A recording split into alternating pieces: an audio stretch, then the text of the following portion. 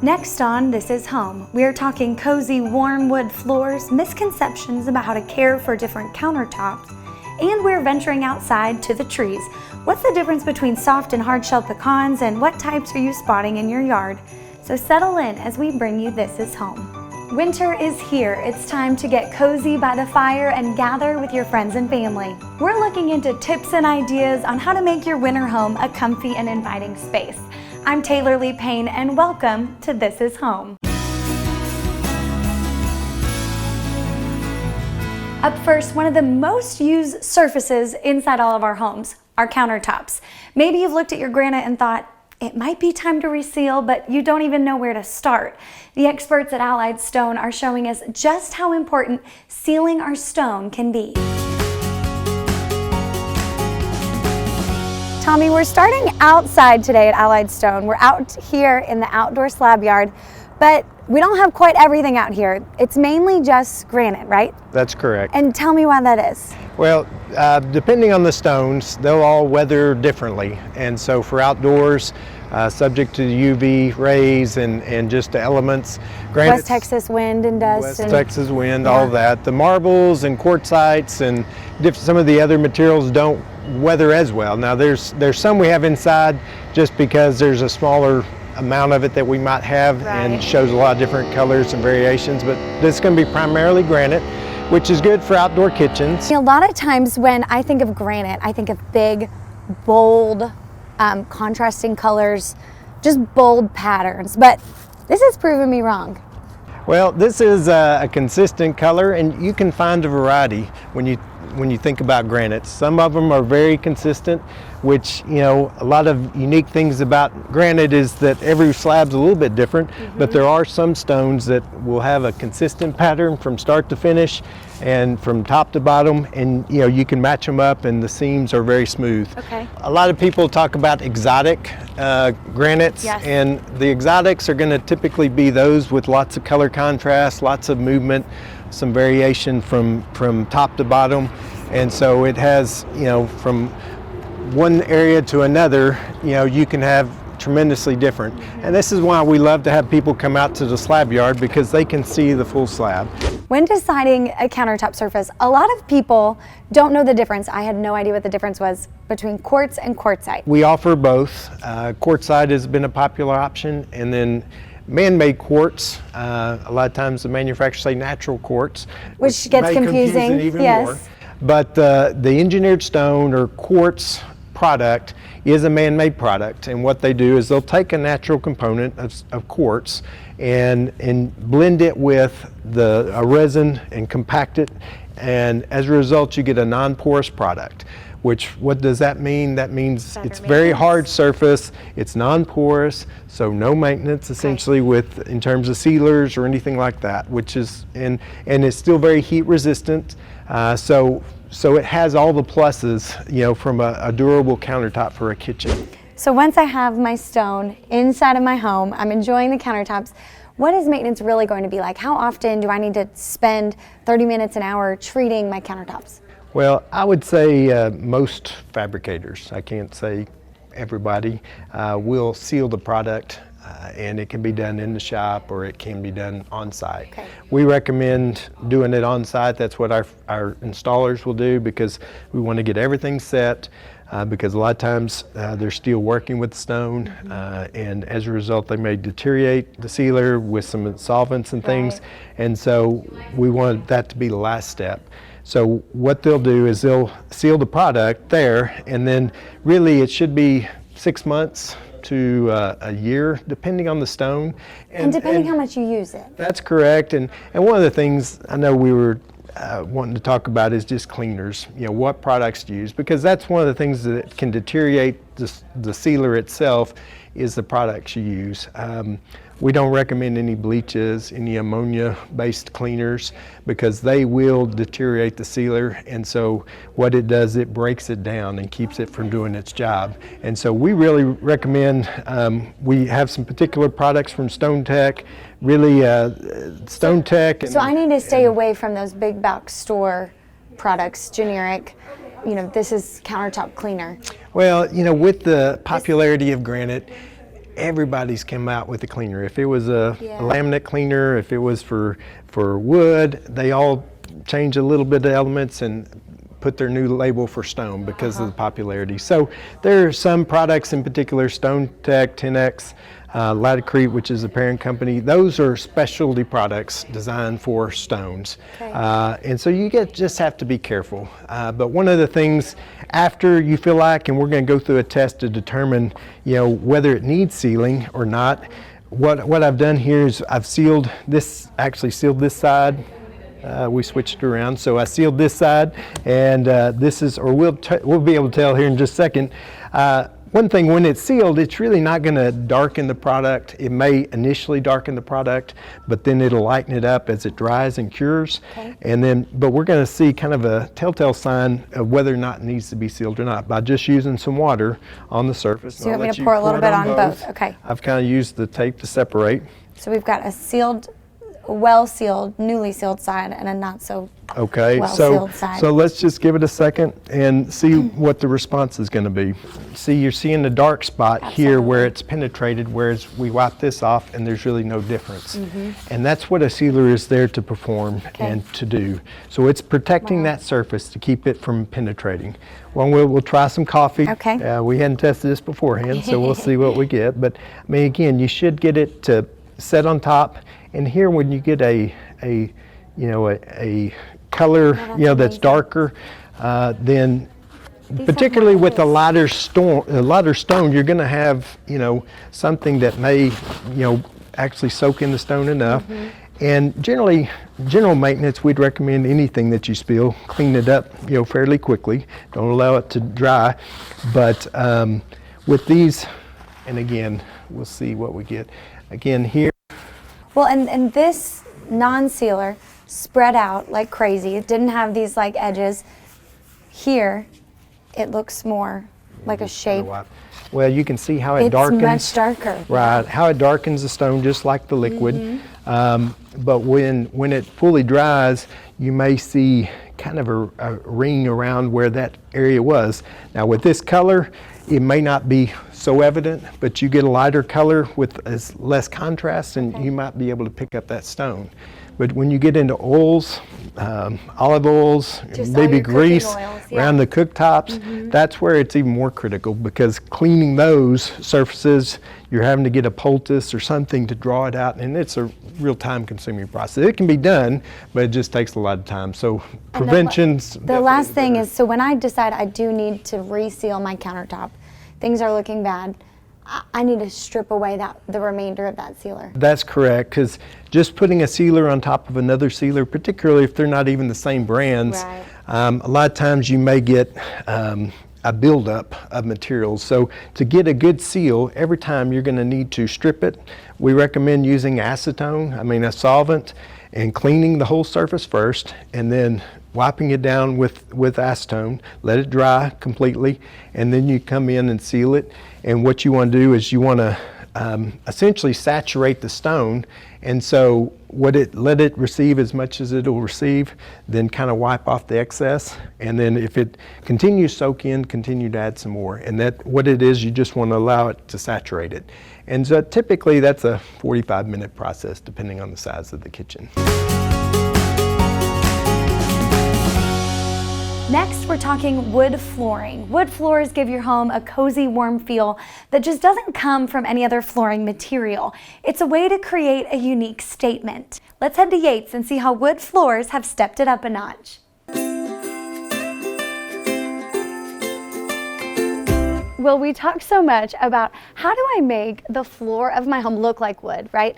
But the functionality of wood is different than it was years ago. Walk us through that. You know, I guess you would call it modern technology has made wood more functional. For the longest time, they've been making laminate and tile and vinyl products made to look like wood, but because we love the look. Sure, everybody likes the look of wood in their home. Who can blame them? Wood's beautiful. Wood's a natural occurring thing in our world, so wood's beautiful. We all know that.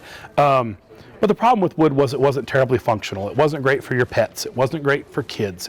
This is what we've heard, right? Sure, this is what we've heard forever. This is what we've preached forever, is that, oh man, wood, it's sure finicky and it's hard to take care of. Well, so what our wood vendors have done naturally is they've tried to figure out, how do we maintain the beauty and the elegance of hardwood floors, all the while making it practical? Because we talk a lot about how you don't show your house, you live in your house. Our kids live in our house, our pets live in our house. Those things are more important to us than our floors, naturally. So what they've done is they've made us wood floors that are waterproof. Because water's the problem. Sure, water's the problem for wood. You can't put wood in wet areas. So if you had wood that was waterproof, you could put it in wet areas. Absolutely. Sure, and so that's That'd be a game changer. For sure. And so that's where, a few of our vendors who sell us wood and sell us products have made waterproof wood.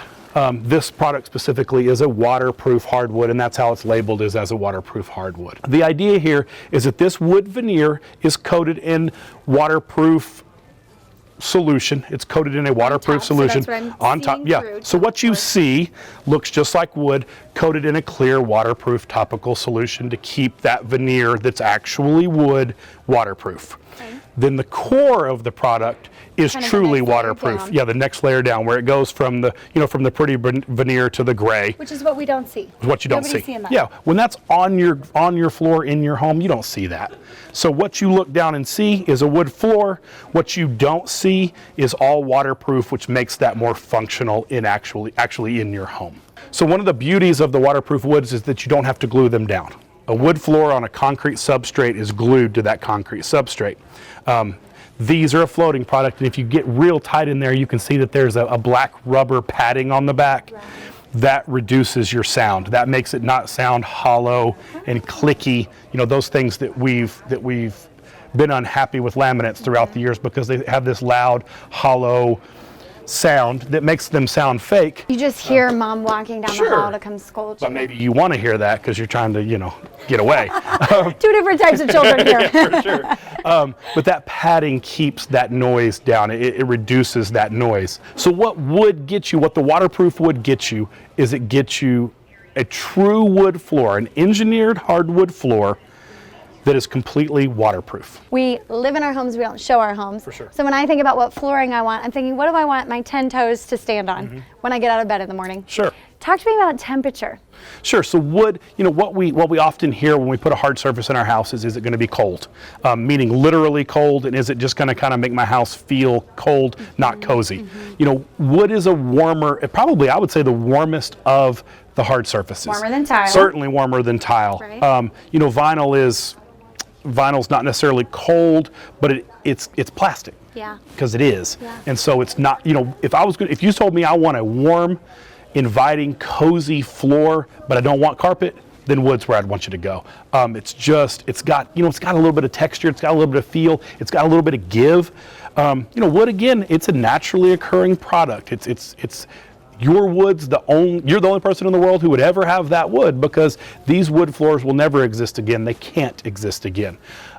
So in terms of warmth, in terms of coziness, in terms of, being in your house and being, whether you're talking about kiddos playing and those sort of things, wood is certainly, in my opinion, would be the warmest of the hard surfaces. One of the things that you don't have to mimic with actual wood that you do have to mimic with tile or laminate or vinyl is texture. This isn't a fake texture. This is the texture of the wood. Right. It's put through machines and run through all of that sort of good stuff. But this knothole doesn't have to have a fake knothole feel, because it's a knothole. It's truly a knothole that was in the wood, back when it was, I guess, in the Baby in the Forest. It was that knothole. That's how it was made. Sure, that's how it was made. Yeah, that's exactly right. And so, but what they're starting to do with wood is they're starting to make it where it's not boring. This is an interesting one that we've been standing by. This is a black herringbone patterned wood. Okay. Now, that's not for everybody, but here on this display we've got dark gray woods, we've got light blonde woods, we've got black, we've got lighter gray, we've got oaks and maples green and hickories. Okay. Oaks and maples and hickories. Yes, ma'am. Talk to me about the difference between those, and as a consumer, for price point or Sure. functionality or longevity, where do those So fall? the more exotic the species of wood, Okay. the more it's going to cost you. So the vast majority of woods that you're going to see, day to day in a flooring store are going to be hickories, they're going to be birches, they're going to be oaks. A good example is this herringbone wood right here.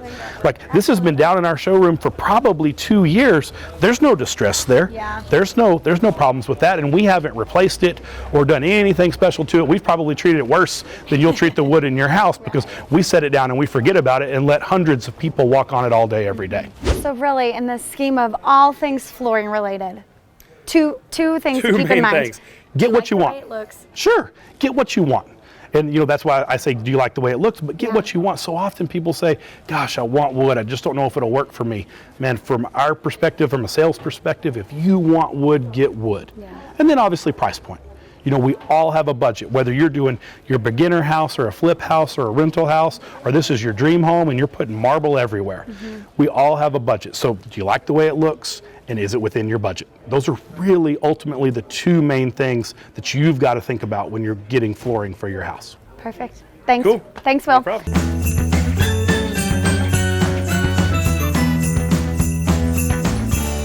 Coming up after the break, we're talking pecans. From the different types of pecan trees here in West Texas to shelling the holiday favorites, our experts at Tom's Tree Place have all of our answers. Get more This Is Home online at kcbd.com. Take an in-depth look at all the latest home improvement news in one convenient location, plus watch full episodes of past shows on demand. Just go to kcbd.com and click on the This Is Home tab.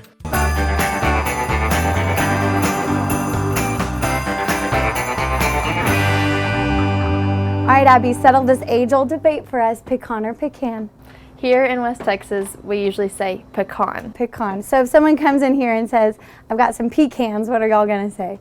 We usually politely correct them to the West Texas pecan. Cool. Yes. So for our pecans, our West Texas pecan trees, some of us have them right in our backyard. Some people make a huge hobby out of it and collect them to, of course, make all kinds of goodies around the holiday season.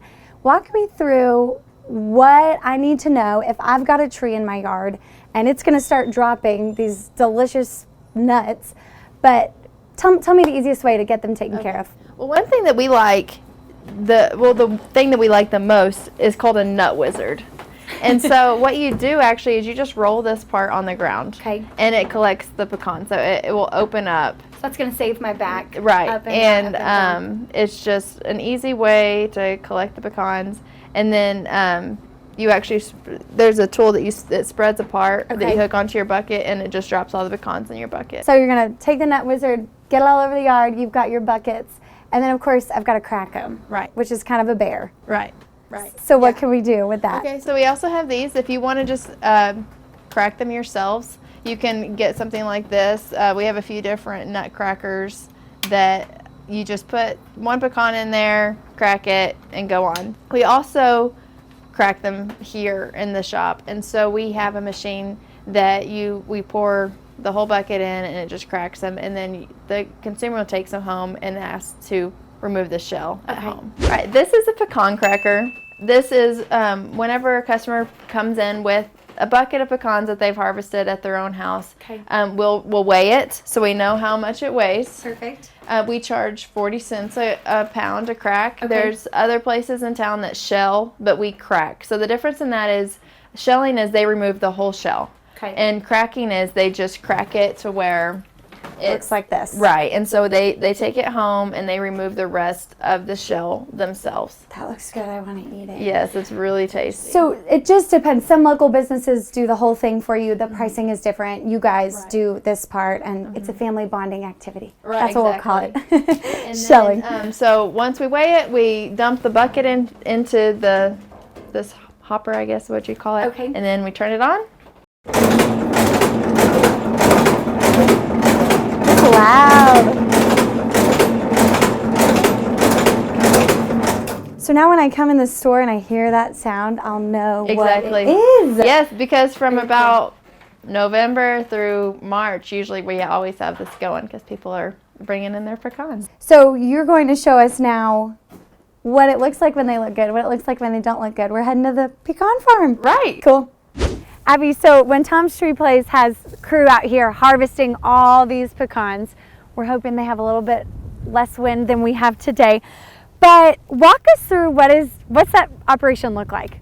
So these are for if you're harvesting pecans at your own house. You would roll them over and it picks up the pecans just like that.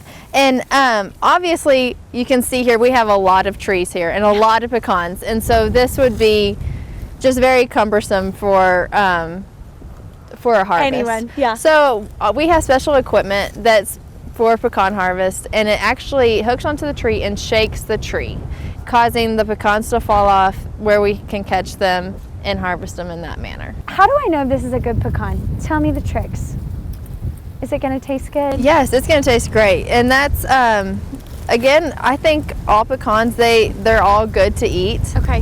They all have a little bit of different flavor because there's different varieties. This is a Western Sly, and they all have just different shape of their shell, and some of them are more round. This one's obviously more oval. Okay. And it's really just kind of your preference on what kind of pecan you enjoy to eat. This whole orchard was planted by my grandparents in the early 1960s. Man. And so they were obviously very small then, and we're getting to reap the harvest of all their hard work from the 60s. So since the 60s, y'all have been getting pecans every year for us to enjoy.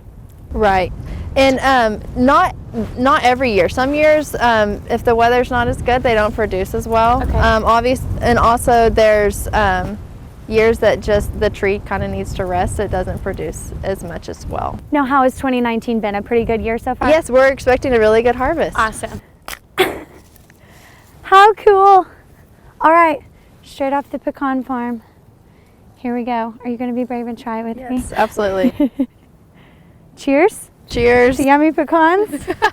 Straight from West Texas. Oh, that's good. It is good. This is way better than the ones I got in my backyard. That's really good. Oh, that's really good.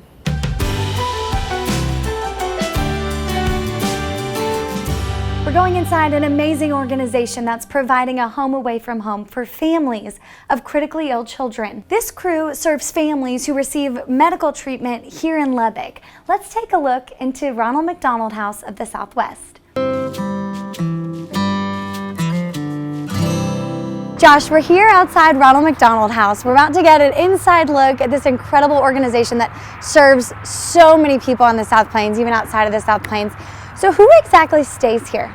So anytime a child is hospitalized, the families want to be with them, and that's incredibly important for them and for the child's healing. Yeah. So anytime a child needs somewhere to, their family needs somewhere to go, they can come stay at the Ronald McDonald House. We're open 365, 24 hours a day. We're here for those families. So oftentimes, if parents travel 60 miles or more to see their children, nurses, doctors, or even social workers will recommend the Ronald McDonald House to them. And when they come here, if we have an availability, we're going to let them in. No family is ever denied, and no family ever pays a penny to come here. So cool. So I think there's a stat about $40 a day. $20 a day can provide a night stay for a family here. Yeah. So we're relying on donations, and we're so thankful for this supportive Lubbock and West Texas community, because they're who helps this happen. And when people are in the hospital for these, tragic reasons, this is home. So let's give it a look. All right.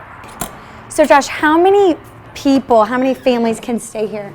So we have a capacity that's almost 95. So we can have 95 people stay in these homes. And we can always have where there's almost always a space for families to be here. And they're doing everything here. They're living here, they're watching TV here, they're sleeping here at night, they're eating here. We're getting ready to walk into the kitchen. That's right. We have a kitchen here. We provide one hot meal a day, and there's almost always something in the kitchen for our families, whether it be breakfast or lunch, there's something for them. Ooh. And we have amazing guest chefs who come, whether it be church groups, volunteer organizations, social groups. They come here and they can cook in our wonderful kitchens and help provide meals for our families who are staying here. And then they've even got cabinet space. I mean, this is laid out so well. Yeah, that's right. Each of our families, by room, they have their own refrigerator, and they even have their own cabinets to use and put whatever they want in there. So if they're here for a long time, you know, they've got leftovers or whatever, they just take advantage of our space that we have set aside for them. If anybody wants to get organized and wants to come help, we're always welcoming it because we need people to cook meals for our family. I mean, there's a hot meal every single day. That's right. There's a hot meal every night. So sometimes we have restaurants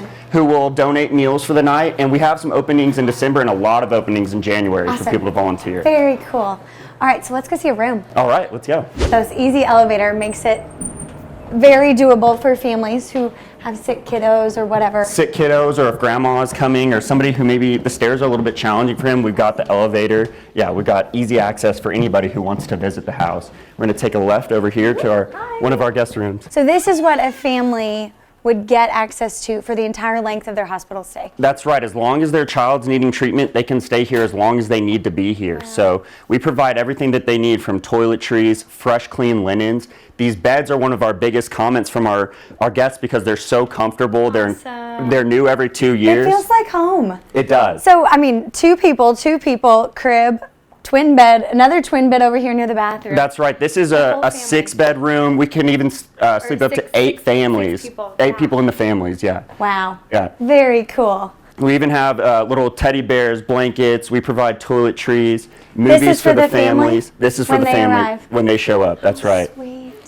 This is incredible, Josh. Yes, it's beautiful, and we don't want it to feel like a stuffy hotel room. It's home. That's what we want it for them. Want it to be for them. And so we have a newly remodeled bathrooms in all of our suites, and we're always looking for donations because it costs about $2,000 a year for toiletries, bedding, linens, things like that. Cool. And then we always love to get new furnishings from anybody who's willing to provide them. Yeah, what a great way to just, if you're getting ready at the beginning of 2020 to do a remodel, think of Ronald McDonald. That's right, yep. If you want to clear out some old furniture that's still in great condition, think of us. Everything we see around Ronald McDonald House, even this playroom, is just like things would be at home. That's right, yeah. This is our playroom that we have for children who are here. You know, we have a lot of times we have siblings who come and visit us too. You know, they might think that their brother or sister is annoying at home, but when they're sick in the hospital, they want their, that annoying brother or sister with them. So this is our playroom, and we're going to head out back and take a look at our healing garden. This is what we call our healing garden. This is a reflection garden. And so families, if they need time, if they've had a really tough day, or maybe it's been a hard time for our family members, they can come out here and reflect. And we have shuttles that come every so often and pick up our families and take them, so they don't have to worry about transportation to and from as well. Okay, now someone who may steal most of the attention with Ronald McDonald House whenever he's seen, this is Jax. That's right, this is Jax. He's an a certified therapy dog. Okay. He's a 5-year-old Labrador, and he actually went through a career change. He was working with a seeing eye organization, and it was determined that he was a little bit better as a working dog to help kids and help people if they might need a little nudge or just that little bit of something that dogs have that seem to comfort people. Sweet. So he's one of our superheroes, and our kids here, the children who come to Ronald McDonald House and their families, they're our superheroes. So we want to make sure that they leave here feeling important. Yeah, he's got his own cape. He's got his own cape. We've got a cape for you here. This is what we hand out to our children, because they're all superheroes for us. Very sweet. So, okay, Josh, he sees that you have a ball. That's right. He's very interested in you. So now I'm a superhero. We're all superheroes because we have superpowers, right? That's the room right here? That's right. What's your superpower? My superpower is to get Jax to do what I want as long as I've got treats. All right, let's see it. All right, Jax. You want to get the ball? Or do you want to do a high five? Oh. Good boy. That's awesome. That's awesome. It really feels like home. We've even got a puppy running around the yard in a costume. That's right. Jax, great job. Josh, thank you for your time today. Thanks for showing us, and just thanks to the Ronald McDonald House for doing what you guys do on behalf of our neighbors that live 60 miles outside of the Lubbock area. So just thank you guys. That's right. Yeah, thank you guys so much for coming out. And of course, thanks so much to our corporate sponsor, McDonald's, and all of our Lubbock partners and everybody who helps us out so much in this community. That's it for this edition of This Is Home. Thanks for watching. Remember, you can go to kcbd.com/thisishome to view previous episodes with all of our experts. We'll see you next time right here on the South Plains, because this is home. Hold on. I'm sorry. Do I talk to you or do I talk to? Okay, Me. gotcha. That's what I I thought. was like, do I have lipstick on my teeth? I literally just ate a salad in the car.